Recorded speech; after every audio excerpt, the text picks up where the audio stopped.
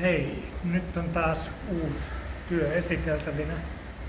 Mä etsin yhteen toiseen prokkikseen niin loimukoivua. Mä oon innostunut siitä loimukoivusta ja sitten löytyi muutama iso loimukoivu lankku. Loimukoivuhan esiintyy tyvessä ja koivun tyvessä siellä alhaalla ja sitten se on vähän harvinaista löytää. Et nyt kun löysin ne, niin ne lankut huusi mulle, että hei, tee meistä keittiön pöytä itsellesi. Ja sitten mä lähdin tekemään ja tässä on nyt sitten mun uusi keittiön pöytä.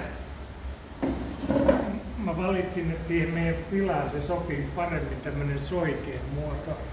Ja kun se tulee vähän vinottaen se pöytä siihen, missä se on, niin se laitoin syyt menemään ikkunaan päin.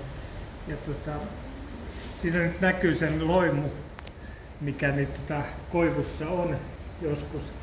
Ja musta se on hullun makeeta. Jotkut haluaisivat sitä suoraan syytä vaan, mutta musta se on hienoa. Sitten mä tein siihen tämmöiset jalat, jotka on vähän erikoiset. Siinä on 4 rimaa, jotka on väännetty siihen tyyliin. Siitä oli aikaisemminkin video, missä ne väännettiin ja nyt ne on tuossa alla ja ne sopii tähän mukavasti.